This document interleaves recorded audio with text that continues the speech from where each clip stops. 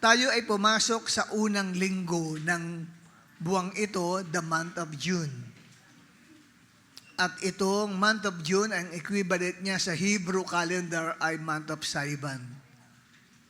Kung saan po ay mayroong particular na feast of festival na celebration ginagawa ang mga Jewish people. Ang tawag ay the Feast of Shavuot o the Feast of Pentecost sa Greek. Kaya ngayon po ay bumabati kami ng Happy Shavuot sa bawat isa sa inyo o Happy Pentecost at nawa ay patuloy na maranasan ninyo ang presensya at kapangyarihan ng banal na Espiritu sa inyong mga buhay. And today, ang bagong theme na atin pong pag-aaralan sa whole month of June is Stronger than you think. Yan ang ating theme. Stronger than you think. Maybe you do not discover yet kung sino ka sa harapan ng Diyos. Kasi yung topic na yan, pag ni-research nyo yan, merong hidden potential na nakatago sa iyo na hindi mo lang nare-realize. Kaya sa buong buwang ito ng month of June ay ipapa-discover namin sa inyo, kung ano yung hidden potential na meron ka. Kaya sa una pa lamang na sigwada ngayon sa unang gawain natin, morning service ng June 1st, ang topic that I will share with you is discovering your identity in Christ. Kailangan malaman mo ang tunay mong pagkatao kay Kristo. Alright? So, mula sa theme na stronger than you think. What is our topic? Basahin. 1, 2, 3. Yes, purihin ang Diyos. Kanino natin o saan natin makukuha yung totoong pagkatao natin? Where we can find our identity. We can find our identity in the mind of our Maker. Sino ba ang lumikha sa atin? Yan ay ang Diyos. Sa Kanya natin makukuha yung ating identity. Sino ka ba? Ano ka ba? Yan po. Siyempre, siyang lumikha, importante yan. Parang ganito, bumili ka ng isang produkto, tapos gusto mong malaman kung ano ba itong produktong ito para malaman mo kung ano ba talaga yan. Sino tatanungin mo? Alam mo, tanungin mo yung hindi gumawa. Pupunta ka sa manufacturing firm at mag-i-inquire ka. Ano po ba itong produkto niyong ito? Di ba?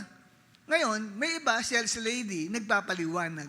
Saan galing yung knowledge ng sales lady? Doon sa manufacturing firm na nag-release ng produkto.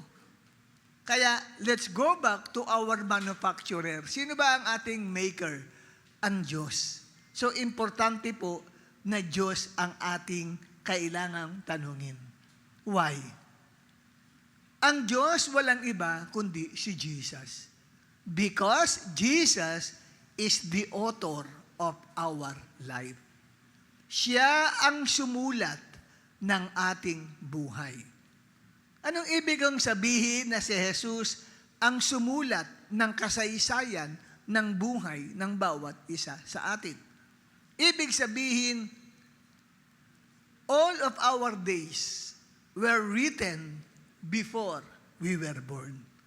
Lahat ng magaganap sa buhay natin ay nakasulat na bago pa lamang tayo isilang o maging tao.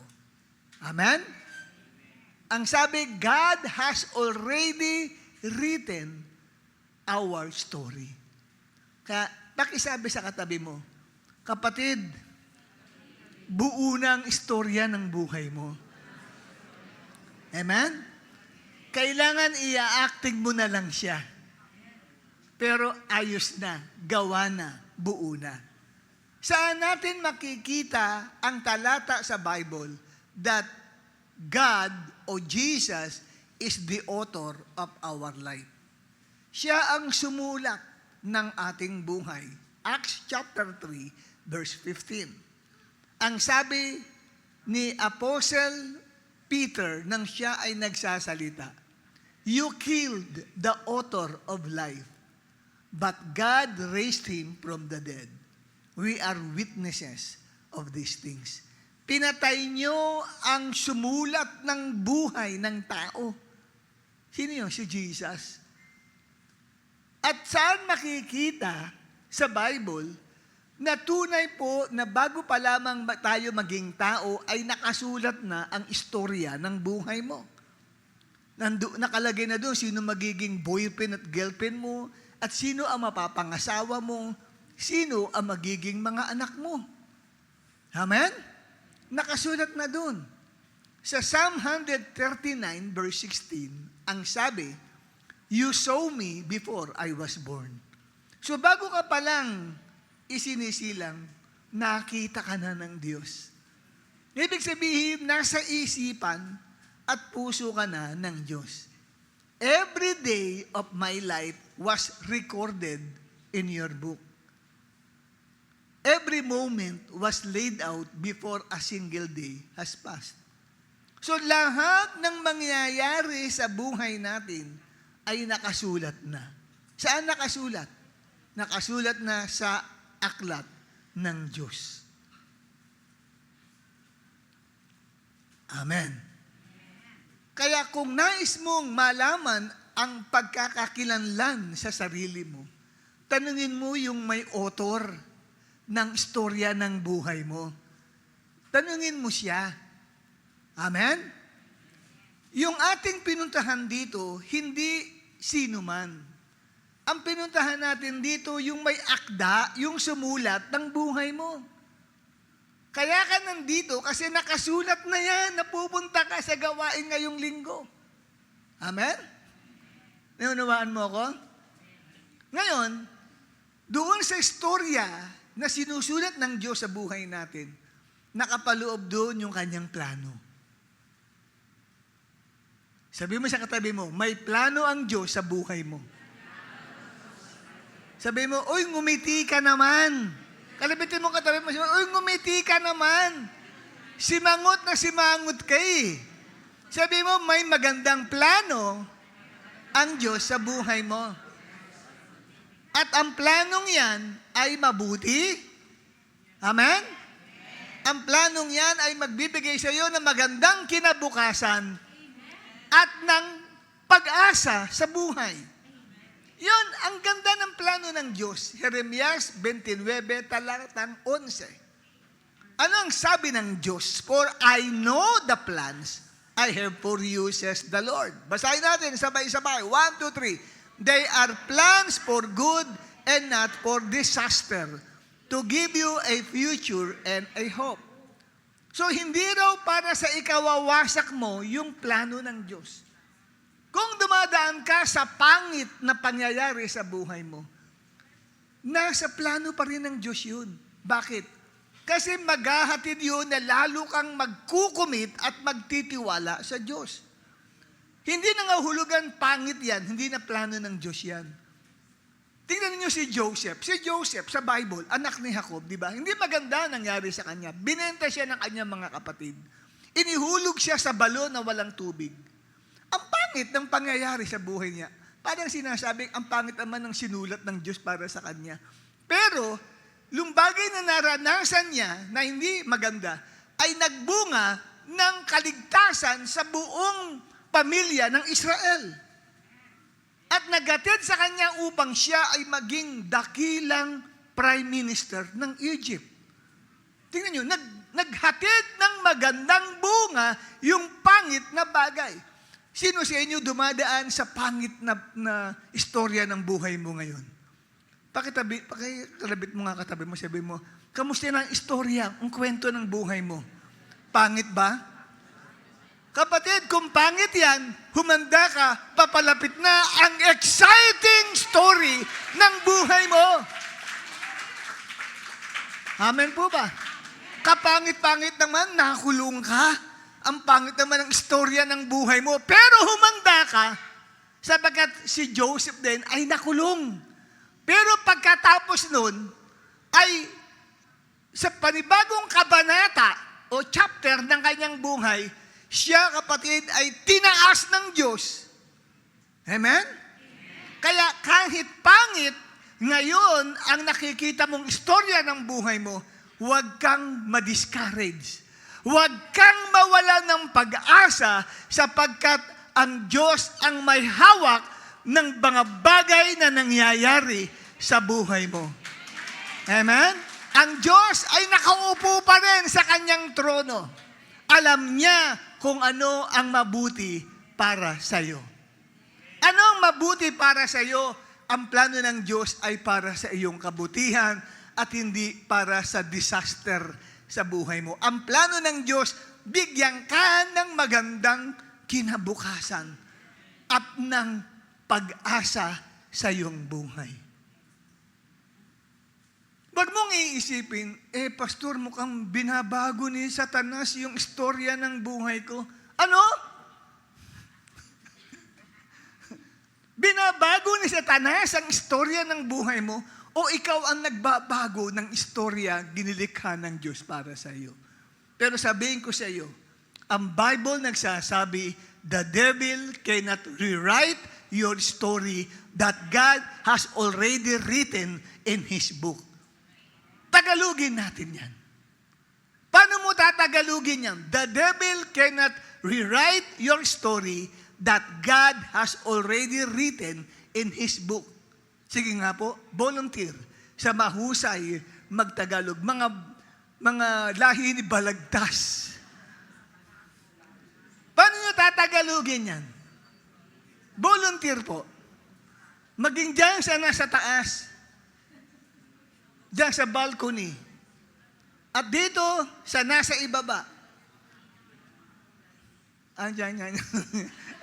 Maingay ah. Okay, paano mo tatagalugin dyan? Ang diablo ba hindi niya kayang baguhin ang nakasulat na sa aklat ng Diyos patungkol sa istorya ng buhay mo? Because what God has planned for you, no one can change it.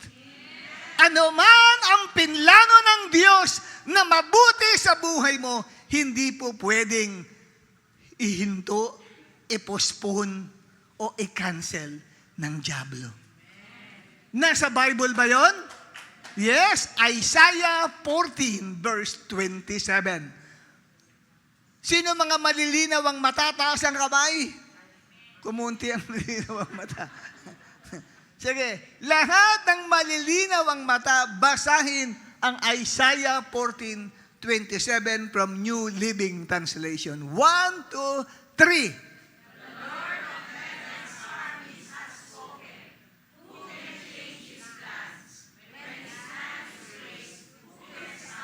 Yes, sino raw ang nagsasalita? Ang Panginoon. Amen? Ang sabi ng Diyos, who can change my plan? Who can rewrite what I have written? Amen? Walang sino man, kahit si Satanas, kahit ang katabi mo, na kailangang baguhin ang nakasulat na magandang plano ng Diyos sa buhay ng taong yan. Amen? Sabi, who can change His plans? When His hand is raised, who can stop Him? Walang makakahadlang. Amen? Sa magandang plano ng Diyos para sa buhay mo. Kaya ang tanong, who are you? Sino ka ba? You must discover who you are. Amen? Ang sabi diyan, our identity is not defined by what people see in us. Ang iyong daw totoong pagkatao ay hindi batay doon sa kung ano ang nakikita o ano ang pagkakilala ng tao sa iyo, kundi kung ano ang nakikita ng Diyos sa iyo. And the Bible is God's Word. It is the Word of God. And we can truly know our identity of who we truly are is through the Bible, the Word of God. Kung gusto mong malaman ang iyong pagkakakilala, malalaman mo yan sa pamagitan ng Biblia. I-recite mo yung nasa ilalim. 1, 2, 3. I am what the Bible says I am. I can do what the Bible says I can do. One more time. I am what the Bible says I am.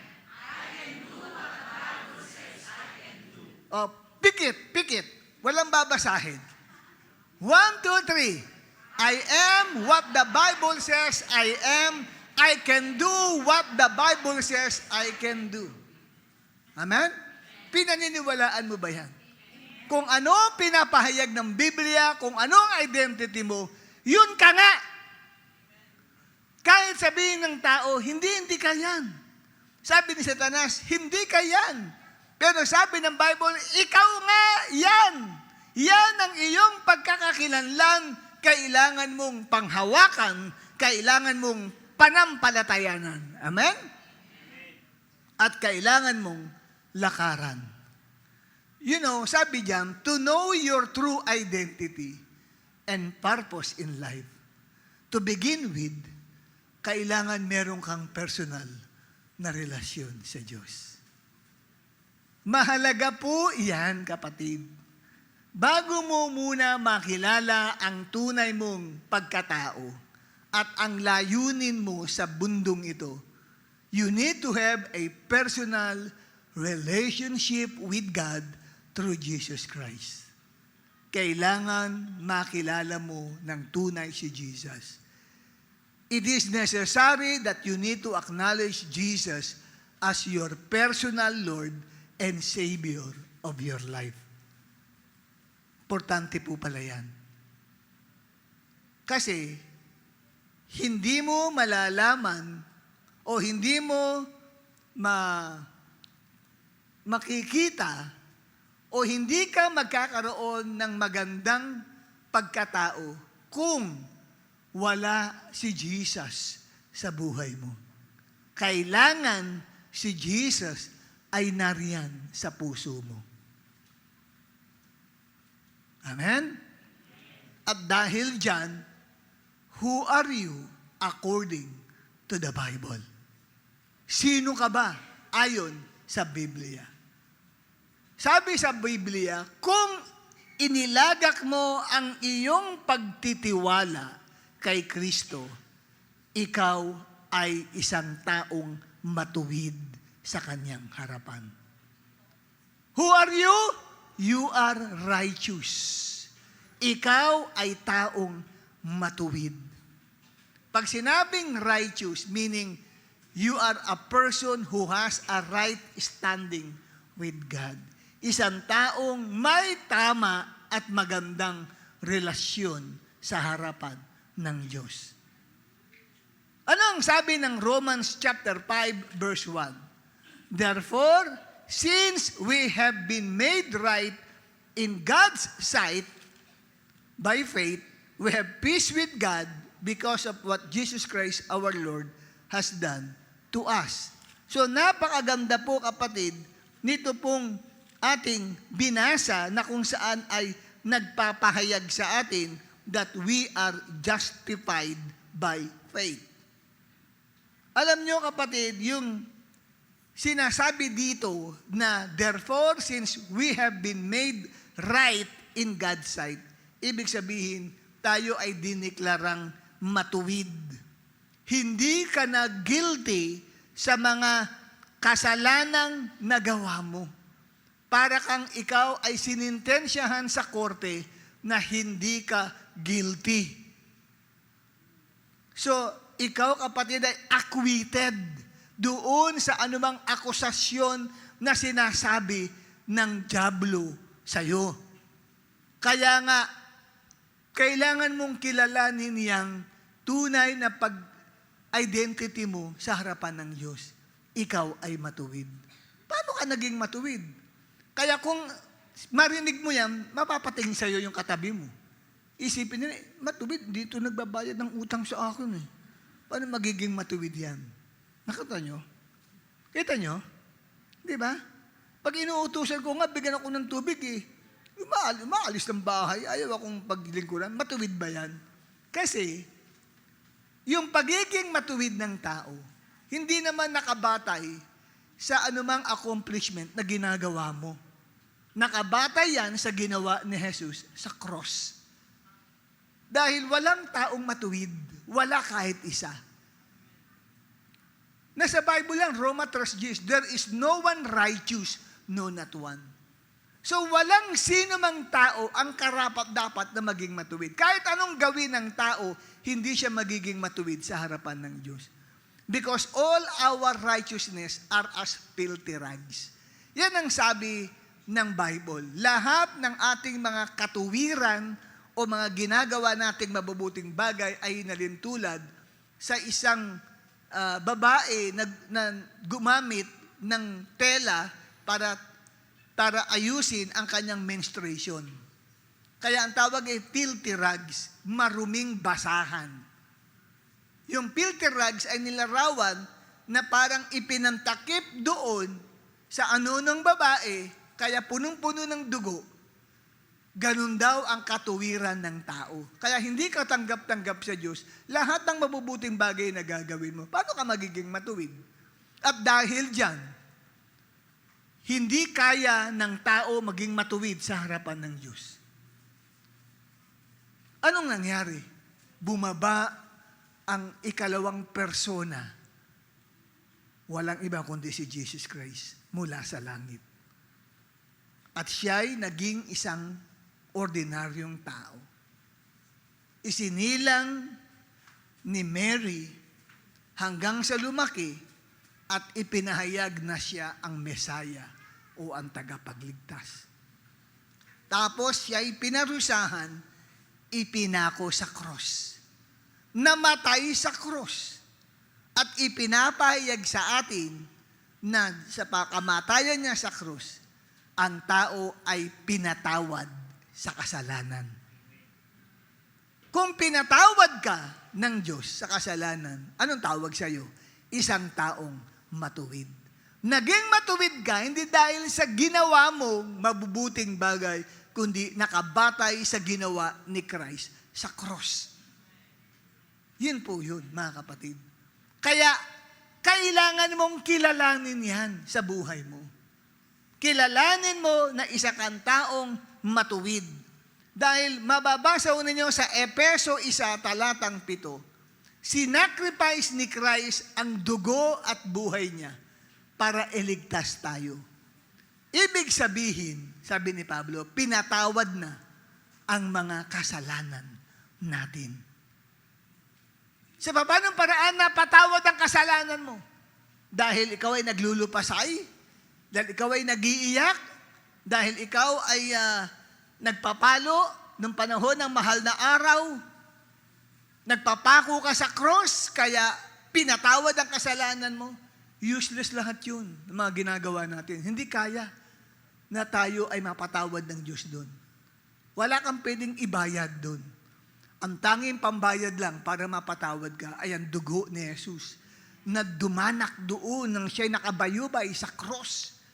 Kaya ang sabi ng Efeso 1, talatang 7, sinacrifice ni Christ ang dugo at buhay niya para iligtas ka. Ibig sabihin, pinatawad na ang mga kasalanan mo. So pag sinabing you are righteous, pinatawad na ng Diyos ang mga kasalanan mo. Sino rito pinatawad na ng Diyos sa mga kasalanan niya? Yan ang iyong pagkatao. Isang taong pinatawad at naging matuwid ngayon sa harapan ng Diyos. Amen? At dahil ikaw ay pinatawad at matuwid, Anong sabi ng Efeso 1:7? Sinacrifice ni Christ ang dugo at buhay niya para iligtas ka. Ibig sabihin, pag mamatay ka, mamaya. Pero hindi mangyayari sa buhay mo yun. Mahaba pa ang buhay mo. Amen? Kung sakasakali man lang, ibang tao yun. Hindi, wala rito. Amen? Ibang tao yun. Na sila'y namatay, pero nakakilala, sumampalataya kay Jesus. Naniwala kay Jesus sa puso niya. Kung siya'y mamatay, hindi siya pupunta sa impyerno. Siya'y pupunta sa langit. Yun ang ibig sabihin nun. So may kausap ba akong mga taong pupunta sa langit? Kalabitin mong katabi mo, sure ka? Pupunta ka sa langit pag namatay ka? Ha? Sino rito? Sure siya. Pag namatay siya, pupunta siya sa langit. Bakit ka pupunta sa langit? Pinatawad ka na ng Diyos sa mga kasalanan mo. At ginawa kang matuwid ng Diyos. Hindi dahil sa nagpapakabuti ka, kundi dahil ginawa na Jesus na isacrifice ang buhay niya para sa iyo. See? So nakita niya ng Diyos, hindi sapat ang relihiyon para ang tao pumasok sa langit. Hindi sapat ang relihiyon para ang tao pumasok sa langit. Kaya nga nagiging reliyoso ang isang tao, di ba? Bakit? Kasi gusto niya pumasok siya sa langit. Kaya reliyoso siya. That is works. Amen? Kaya dito nakita ho natin, mga minamahal, na ngayon itinuring na tayong matuwid sa harapan ng Diyos dahil saan? Dahil sa faith natin. So yung faith ay importante. Ano ba sabihin ng faith? Para maging faith, ito'y binubuo ng 3 sangkap. Una, paniniwala. Ikalawa, pagtitiwala. Ikatlo, pagsunod. Yan po. Kung wala yung 3 yan, hindi faith yun. Kailangan naniniwala ka. Pero kulang yung paniniwala mo. Kailangan nagtitiwala ka. At kulang yung pagtitiwala mo kung wala ka namang pagsunod. So yan po ang sinasabi ng Bible. Who are you? You are righteous before God. You are righteous and forgiven by God. Amen? Malungkot kayo? Parang hindi ka masaya na pupunta ka sa langit? Parang gustong-gusto mo sa impyerno ka pupunta? Tanay mo nga ang katabi mo, parang hindi ka masaya na malamang ikaw, parang hindi ka panipaniwala, ako matuwid. Talagang hindi mo mapapaniwalaan yan kung wala kang pananampalataya.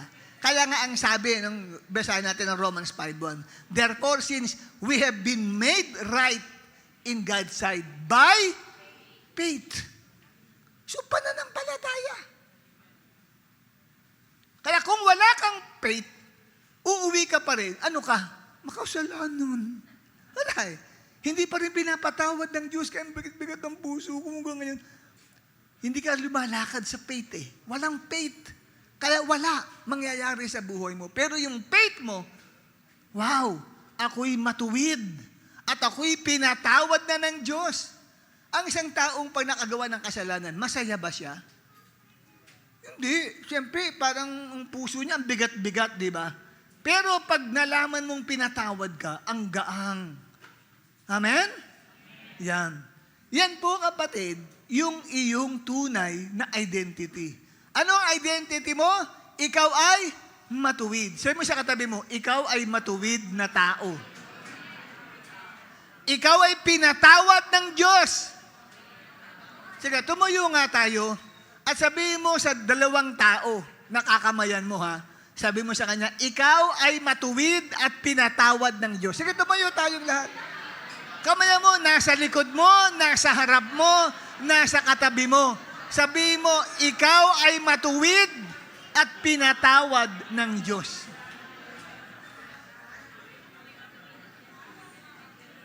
Makakaupo na kayong lahat. May tatanong ako sa inyo. Sino ang mga matutuwid dito? Yung ba hindi maka-amen? Kulang pa rin sa faith. Kaya ang sabi sa Bible, by faith ikaw kapatid ay kailangang kumilala na ikaw ay matuwid at pinatawad na ng Diyos. Yun. Yun yung sinasabing identity natin.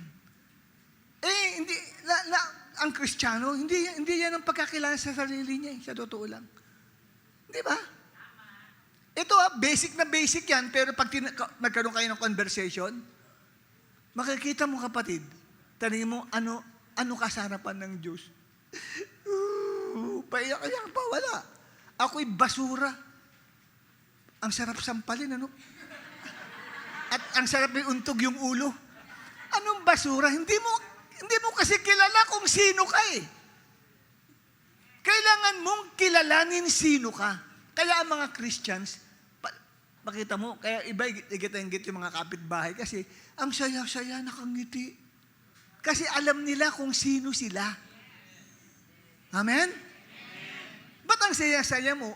Ako yung taong pinatawad ng Diyos. Pinatawad ng Diyos. Gano'n yung mga tao, mga kapitbahay. Pinatawad daw ng Diyos. Sino ka ba? Ako'y matuwid. Gano'n sila. Kasi kilala mo kung sino ka eh. Amen? Saan mo nakilala? Sa Bible. Amen? Muli, sino ang mga matuwid dito? Sino pinatawad ng Diyos? Yan, sabay ngiti sa katabi mo. Sabi mo, ako'y pinatawad ng Diyos, ako'y matuwid, sabay ngiti, magtingin na kayo na nakangiti. Ayan. Ikalawa, kapatid, who are you according to the Bible? If you put your faith in Christ, you are a child of God.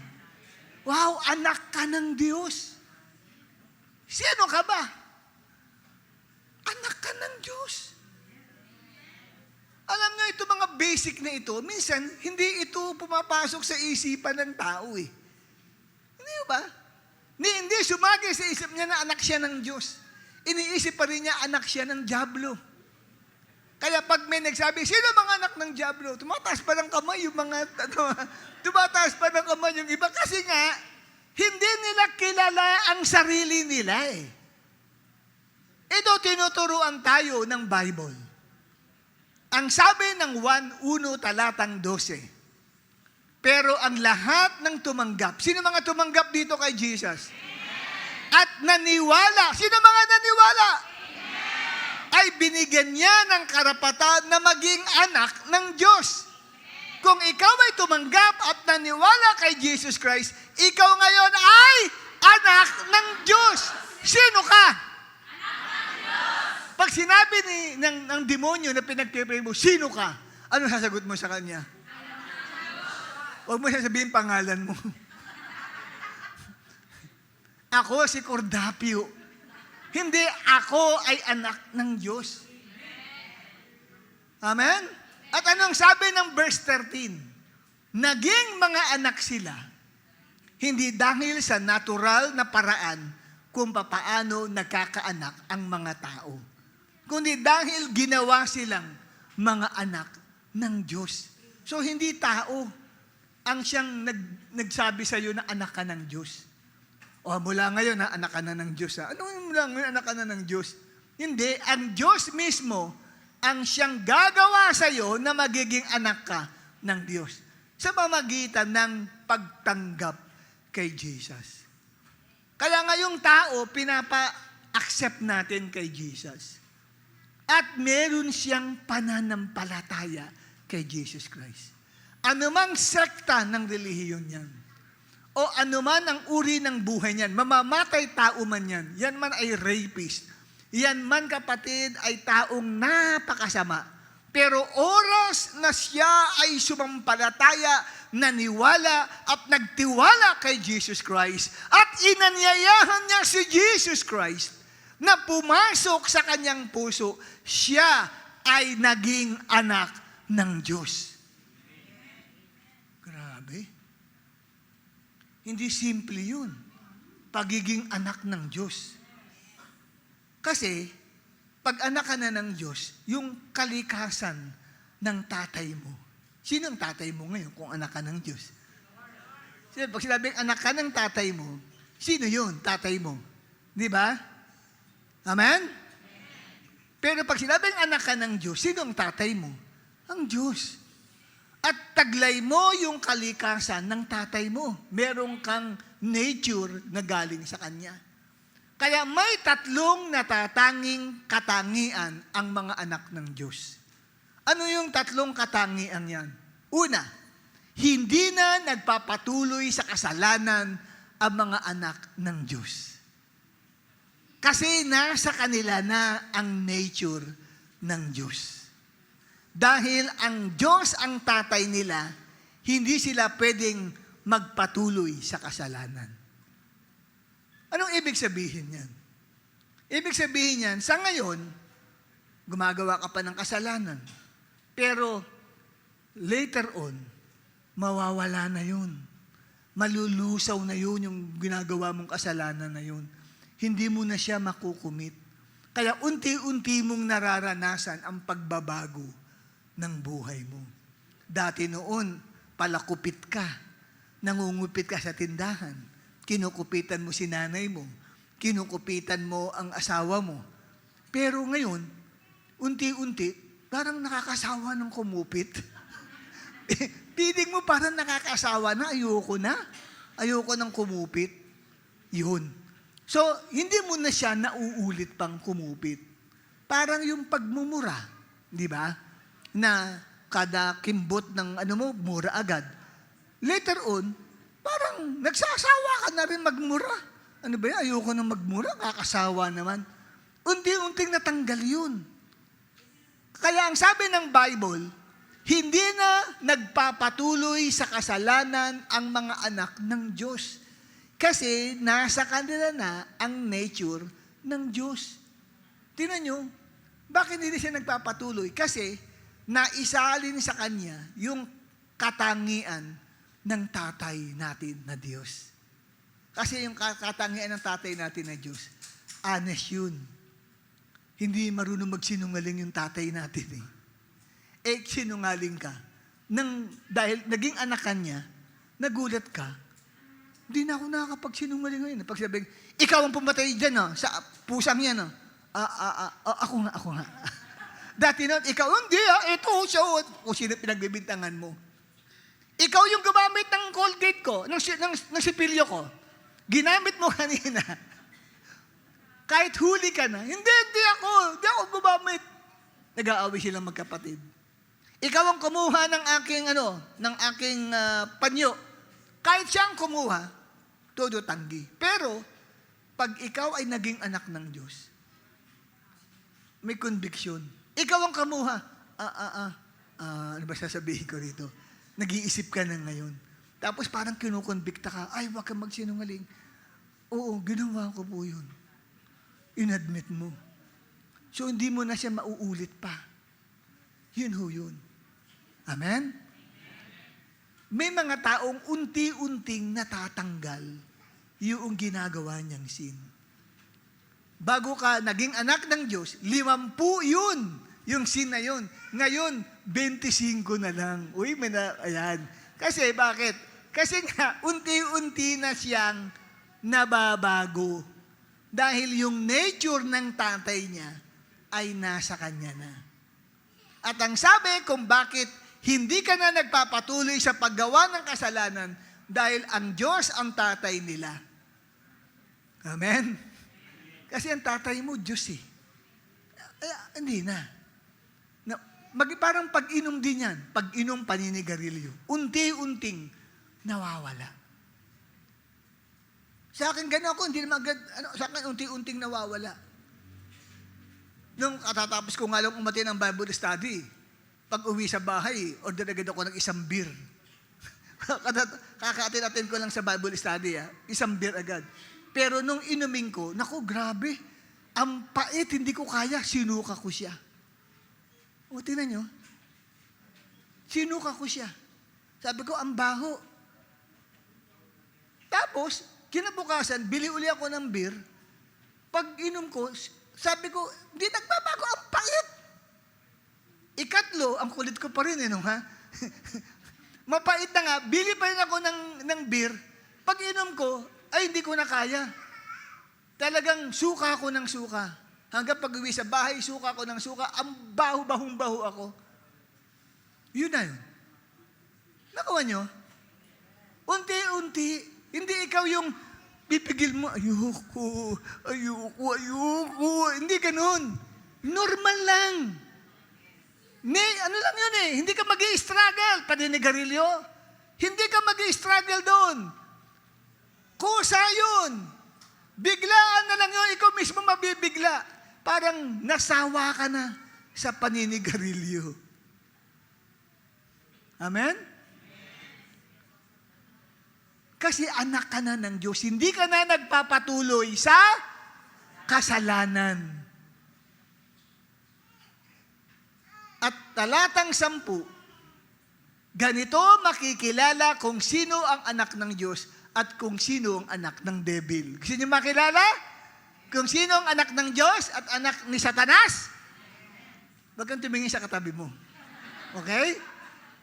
Ang sabi, yung mga hindi gumagawa ng tama at hindi nagmamahal sa kapwa, puro siya sama ng loob, hindi sila anak ng Diyos. Hanggang ngayon, hindi pa niya mapatawad yung tatay niya.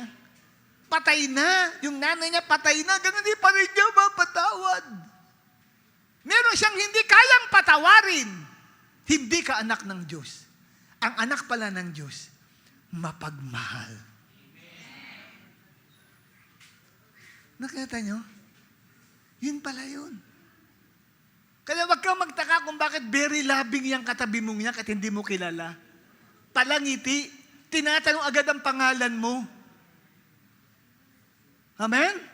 Hindi kayo magkakilala, ang tanong agad, Brad, ano pong pangalan niyo? Very friendly to. Anak ng Diyos yan Pero kung yan, ang tigas ng leeg, hindi ka malang tanungin, hindi ka malang pinapansin ng katabi mo para walang tao sa tabi niya. Baka anak ni Satanas yan. Kasi yung anak ng Diyos, ang sabi nito, hindi ako nagsasabi niya, na binabasa lang natin ng unang 1, 9 hanggang 10. Sabi ni Apostol 1, diyan nyo makikilala kung sinong anak ng Diyos at anak ng devil. Yung anak ng Diyos, gumagawa ng tama. Yung anak ng devil, hindi gumagawa ng tama. At yung anak ng Diyos, nagmamahal sa kapwa. At yung hindi anak ng Diyos, laging may sama ng loob. Laging galit, may puot, may nakatagong hinanakit. Anak pala ni Satanas yun. Grabe. Kaya bantayan nyo kung sino pa after the service, butbit agad ang bag. At gusto agad lumabas, para ayaw niyang kamayan lahat. Ang tingin niya lahat ay puro demonyo yung katabi niya. Hindi niya alam siya palang demonyo. May ganun, di ba? Di ba may ganun? Kung sino nagsasabing demonyo ka, siya yung may demonyo Di ba? Di ba? May ganyan. May na-encounter akong ganyan. Sabi ba naman sa akin ng isang babae, demonyo kang, tao ka.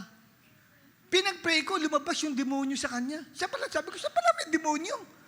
Kadalasan ganun. Pag sinabing demonyo kang, tao ka, siya yung meron. Siya yung demonyo pala.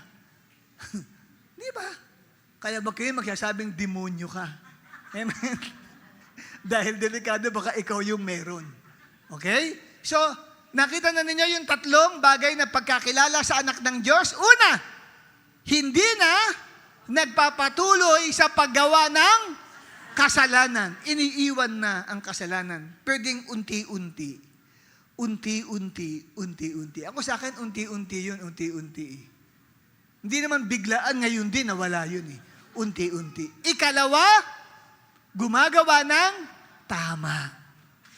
Ikatlo, nagmamahal. Ayan. Alam na ninyo ang pangalan ng katabi niyo. Maliban kung kilala mo na yan. Okay? Yan, mahalaga pong bagay yan. Now, ikatlo, who are you according to the Bible? What is your real identity? You are, yes, because you are a child of God, you are an heir of God. Ikaw ay tagapagmana ng Diyos. Kailangan alam mo kung sino ka. Sino ho kayo? Hindi mo ako kilala? Ako'y tagapagmana. Wow, tagapagmana. Amen? Tagapagmana nino? Tagapagmana ng Diyos. Roma 8:17. Ano ang sabi? At dahil mga anak niya tayo, mga tagapagmana tayo, kagaya ni Christ. At tatanggapin din natin ang pangako ng Diyos kay Christ. Kasi kung nakishare tayo sa paghihirap ni Christ, makikishare din tayo sa karangalan niya. Wow! Kung kayo'y mga anak, anong sabi ng Bible? Kayo ay tagapagmana ng Diyos. Ay, tagapagmana ka pala ng Diyos. Hallelujah. At ano ang sabi ng Galatia 4:6-7? Dahil mga anak kayo ng Diyos. Sino mga anak ng Diyos dito? Ay, salamat. Kala ko, nabawasan na.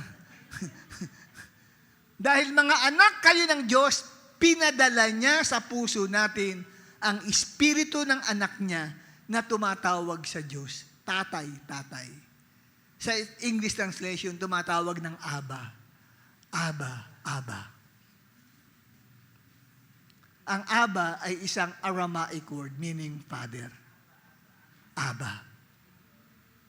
Minsan pinagagawa ko yung paano kayo mag-pray. Wala malang Aba na bumabanggit. Baka wala kang espiritu ng Diyos. Kasi sabi rito, kung may espiritu ka ng Diyos, ang i-address mo si God as Aba. Amen? Si Aba, Aba, Father. Aba. Aba. For Jesus' sake. Ganun. Ayan ang sabi ng Bible. Pinapapadala niya ang espiritu ng kanyang anak, walang iba kundi ang Holy Spirit, na tumatawag sa Diyos na tatay, tatay. Si Aba. Verse 7, kaya ngayon, di na kayo mga alipin, mga anak na kayo ng Diyos. At dahil dyan, mamanahin ninyo ang lahat ng ibibigay ng Diyos sa mga anak niya. Hallelujah! Grabe. Tagapagmana ka ng Diyos. Ang tatay mo may-ari ng buong sanlibutan. Grabe ka. Ang tindi mo. Di ba? Kailangan alam mo kung sino ka eh. Alam mo yung identity mo.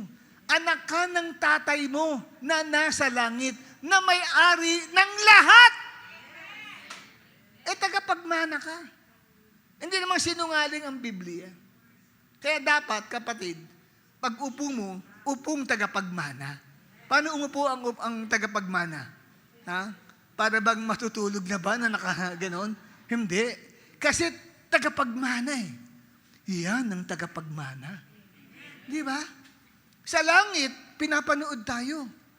Pinapanood ng mga nasa langit ang mga tagapagmana na nandito sa lupa. Pag naglalakad ka, tinuturo mo lang, siguro sila Abraham tinuturo, yung tagapagmana yan. Tagapagmana ng Diyos. Hallelujah. Kaya wag mong mamaliitin ang sarili mo na parang kang kaawa-awang tao. Ang linaw sinasabi ng Bible na hindi ka lang anak ng Diyos, kundi tagapagmana ng kanyang ari-arian. Pag binagbasa kayo ng James 2:5, ano ang sabi? Mamanahin daw po natin ang kaharian ng Diyos. Grabe, tagapagmana. Ikaw, tagapagmana ka ng kaharian. Yan, Santiago 2:5. No? At ika-4, who are you according to the Bible? Because you belong to Christ, you are a brand new person in Christ. Yan. Kailangan malaman mo ang iyong identity. You are a brand new person. Pasensya na po kayo, UA lang nasulat. kasalanan na nag-type. Okay. You are, may R yan, R-E sa dulo. You are a brand new person in Christ. 2 Corinthians 5:17. Basahin natin. Ang sabi ng 2 Korinto 5, talatang 17. 1, 2, 3. And, sige.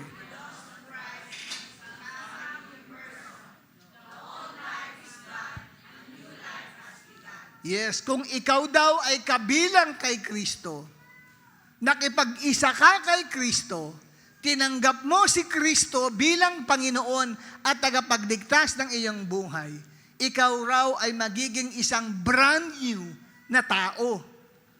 At ang sabi, yung brand new na tao, the old life is gone. Yung iyong lumang buhay ay wala na. At ikaw ngayon ay may bagong buhay. Anong ibig sabihin yan? Na sinasabing, next slide natin, the old life has gone. Ibig sabihin, iniwan mo na yung iyong previous old life. Iniwan mo na siya eh. At dahil po dyan, kapatid, pinawi na ng Diyos ang iyong kasalanan na minana mo pa sa lumang buhay. 2 Peter chapter 1, verse 9. Pinatawad ka na sa iyong past sin. Pinatawad ka na sa dati mong kasalanan noon pa. Wala na po yun. Pinatawad ka na sa iyong past sin. God has blotted out the past sin from your past life. Yan po ang sinasabi rito sa Bible. Pinawi na ng Diyos ang iyong lumang buhay. At hindi lamang yun. Binura ng Diyos yung memory of your past sin from your past life. Hindi lamang tinanggal ang kasalanan, inalis niya sa kanyang memorya yung past sin na nagawa mo. Hebreo 8, talatang 12. Ito, babasahin ko po sa inyo. Ang sinasabi ng aklat ng Hebreo 8, talatang 12. Ang sabi ng Diyos, patatawarin ko ang mga kasalanan nila at kakalimutan ko na ang mga nagawa nilang mali. So, ang Diyos pala, pag nagpatawad sa iyo, ini-erase niya sa isip niya yung nagawa mong kasalanan. Kaya pag gumarap ka, wala nang maalala ang Diyos sa past sin na nagawa mo. Ikaw lang ang nakakaalala. Pero sa Diyos, hindi niya na maalala. Amen? Ang tao, hindi nakakalimutan. Lalo na tayo, yung ginawang masama sa iyo, hindi makakalimutan yun. Pero ang Diyos, kung ano nagawa mong kasalanan sa Kanya, at pag pinatawad ka, ano yung papaalala mo sa Diyos? Wala na maalala. Kasi sabi niya, sabi rito kapatid, ini-erase niya yung memory ng past sins na nakomit natin. Grabe, no? Ganyan, kaya nga nagiging isang brand new person sa harapan ng Diyos, ang isang tao. Yung old life ay wala na. Pinawi na ng Diyos ang lumang buhay mo. Inalis na yan ng Diyos sa iyo. Sa paanong paraan? Pinatawad ka sa lahat mong kasalanan. Tinanggal, binlot out lahat ng mga kasalanan mo. At in-erase niya sa memory niya. Hindi sa memory mo, sa memory niya, yung kasalanang nagawa mo. Kaya kung halimbawa, 5 years ago, nakapatay ka ng tao. Sa kapitbahay mo, hindi nila makalimutan yung ginawa mo.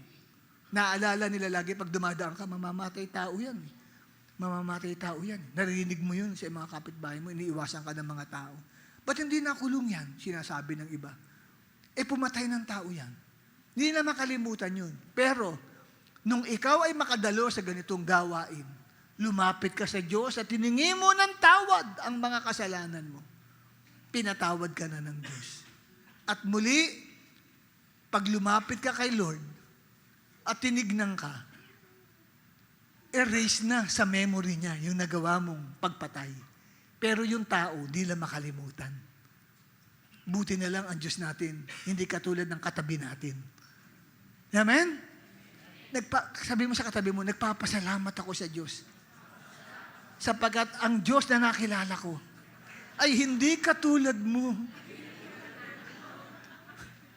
Na maaaring hanggang ngayon, hindi mo nakakalimutan yung nagawa kong kasalanan. At lagi mong isusumbat sa akin yun tuwing tayo'y mag-aaway. Di ba? May ganun. Noon pa yan alam ko noon ka pa Hindi ka tapat sa akin noon, yung mga ganun. Kailan yun? 10 years ago. Ganun nanunumbat ang tao, pero ang Diyos ibang klase. Hebreo 8:12.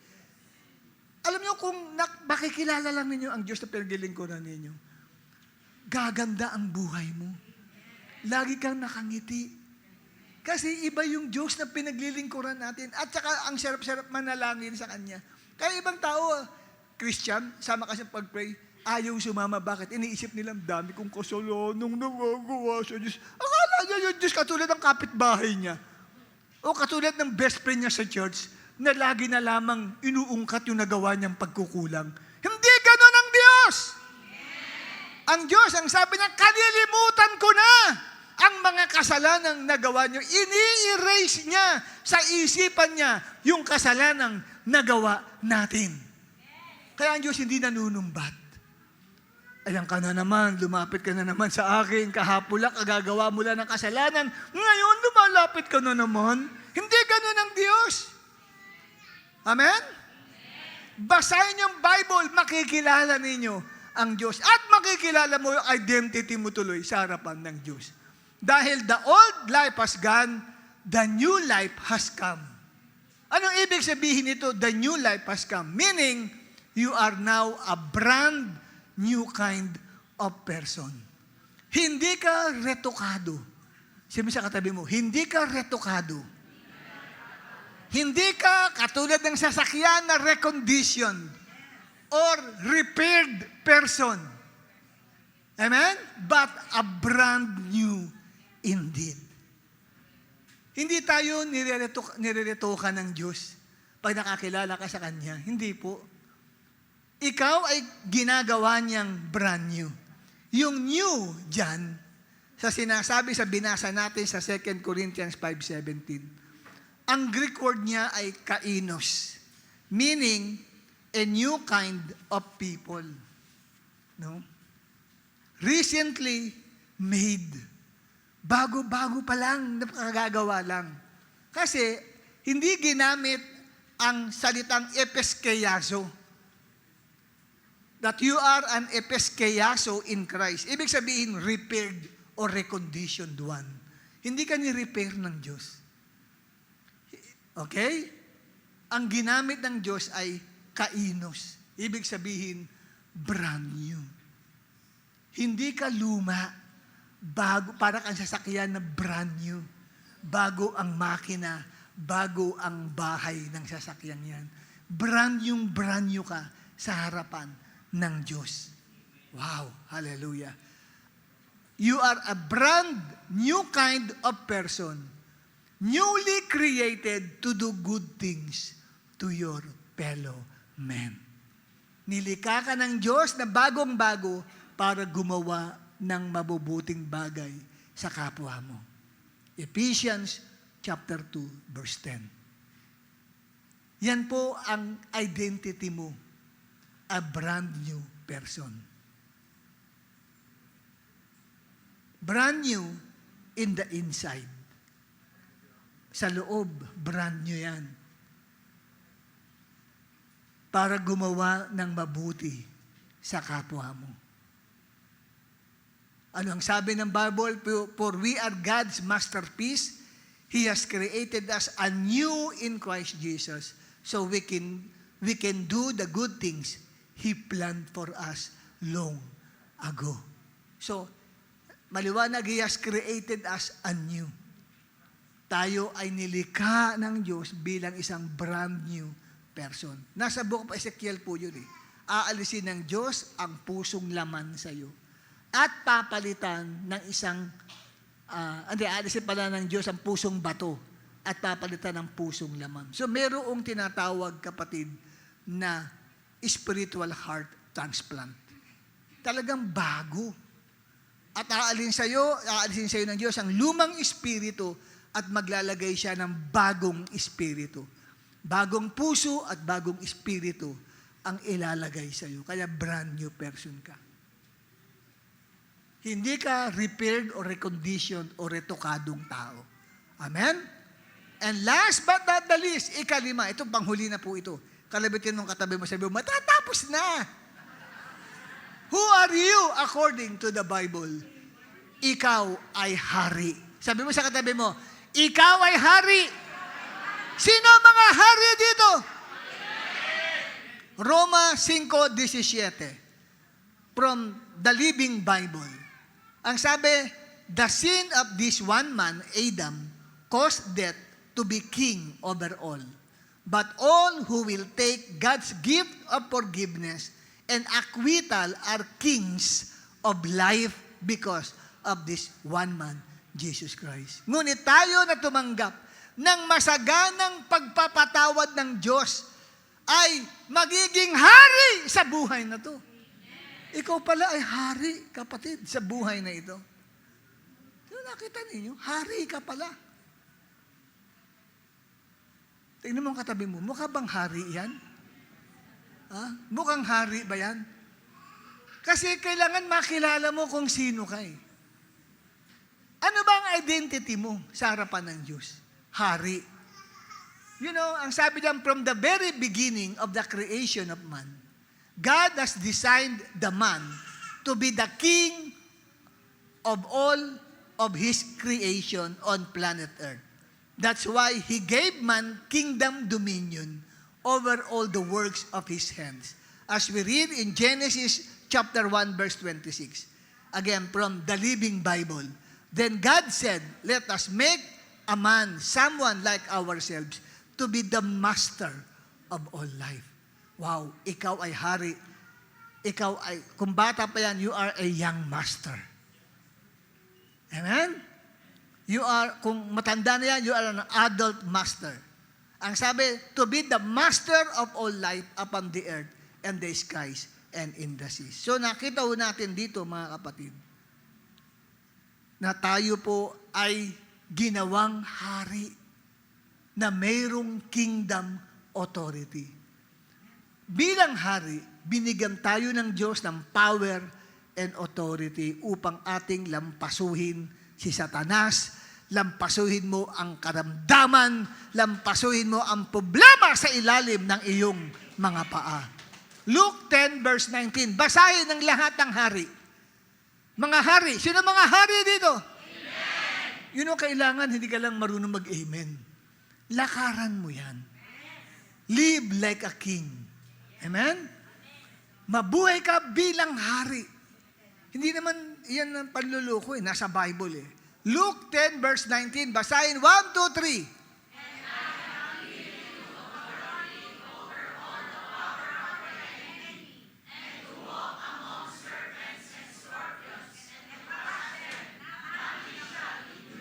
Amen. At binibigyan ko kayo, sabi ng Diyos sa kanyang mga alagad, ng kapangyarihan at kapamahalaan laban sa inyong mga kaaway. Sino yung kaaway? Masamang espiritu. At sa Bible, pag nagbasa kayo ng Bible, ang masamang espiritu nagdudulot ng mga sakit, karamdaman. Sila pinanggagalingan yan eh. No? At ang sabi, kapatid, yuyurakan nyo ang mga serpiente at ang mga scorpions. Yan ay simbolo ng devil, simbolo ng sickness and disease, simbolo ng mga trials, ng mga problems, at yan daw ay iyong lalampasuhin. And nothing shall injure you. Hindi nila magagawang makapanakit sa iyo. Because God has given you the kingdom authority. So, nasa ilalim ng iyong paa. Amen? Nasaan ang problema mo?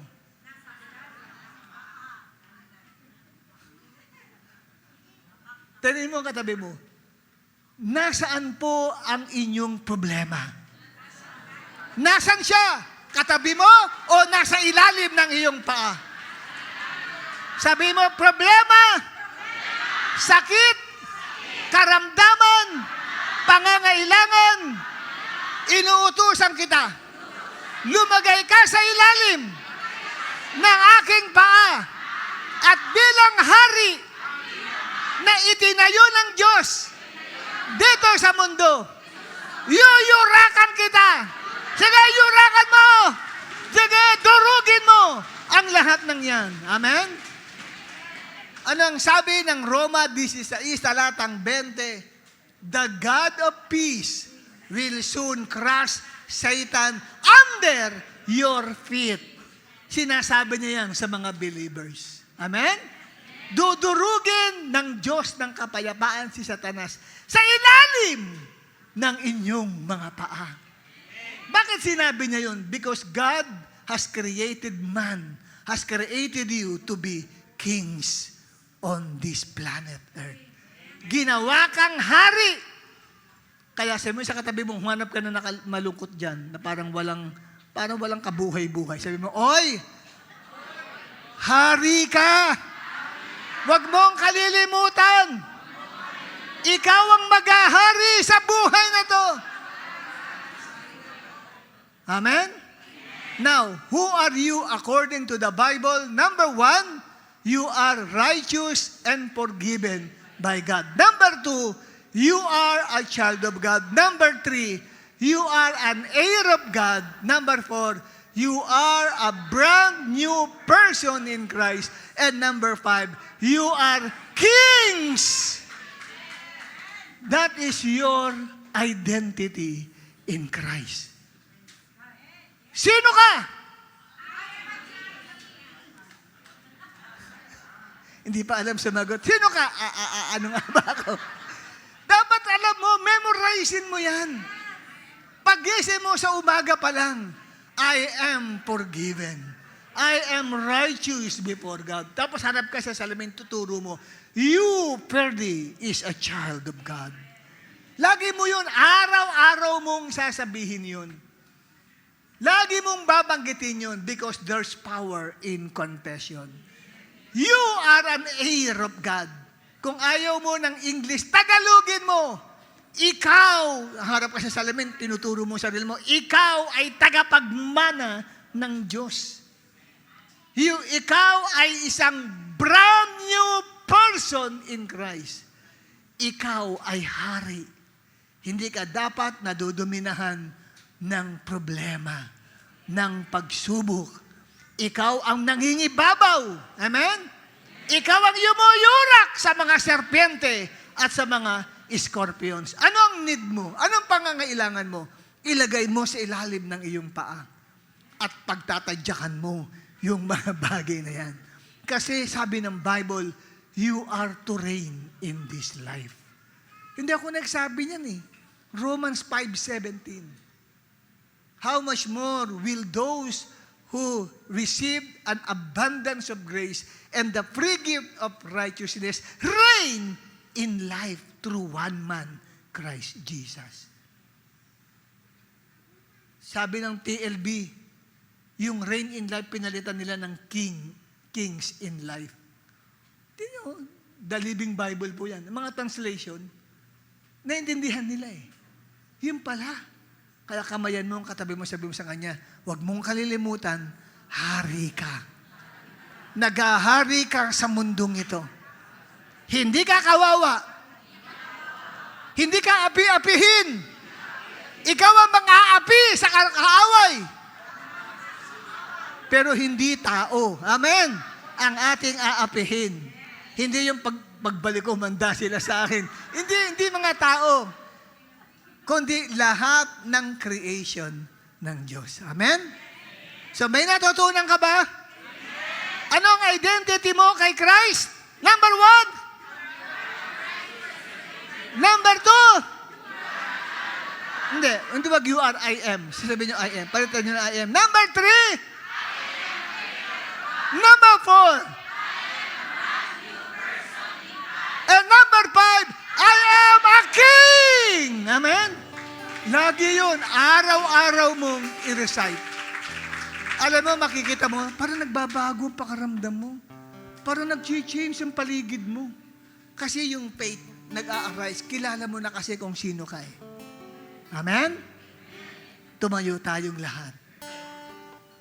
Now, you know your identity in Christ.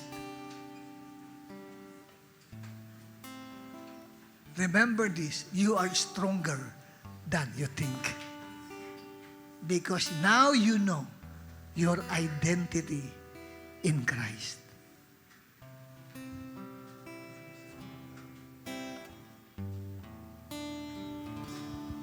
You deserve the glory and the honor. Lord, we lift our hands and worship as we praise your holy name.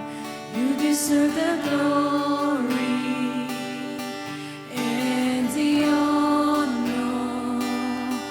Lord, we lift our hands and worship as we lift your holy name.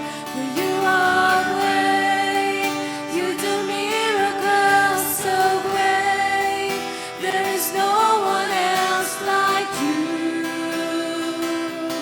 There is no one else like you. For you are great, you do miracles so great. There is no one else like you. There is no one else like you. You deserve the glory and the honor. Ibalik natin sa Diyos ang lahat ng kadakilaan niya na ginawa niya sa buhay natin. That we are forgiven, that we are righteous, You deserve the glory. that we are a child of God, that we are an heir of God, that we are a brand new person in Christ, that He has made us kings in this world. You do miracles so great. There is no one else like you. There is no one else like you. For you are great. You do miracles so great. There is no one else like you. There is no one else like you. For you are great. You do miracles so great. There is no one else like you. There is no one else like you. For you are great. You do miracles so great. There is no one else like you. There is no one else. There is no one else like Babae lang ang papaawitin natin, you deserve the You glory. deserve the glory and the honor. Lord, we lift our hands and worship as we praise your holy name. You deserve the glory and the honor. Lord, we lift our hands and worship as we praise your holy name. For you are great, you do miracles so great. There is no one else like you. There is no one else like you. For you are great, you do miracles so great. There is no one else like you. There is no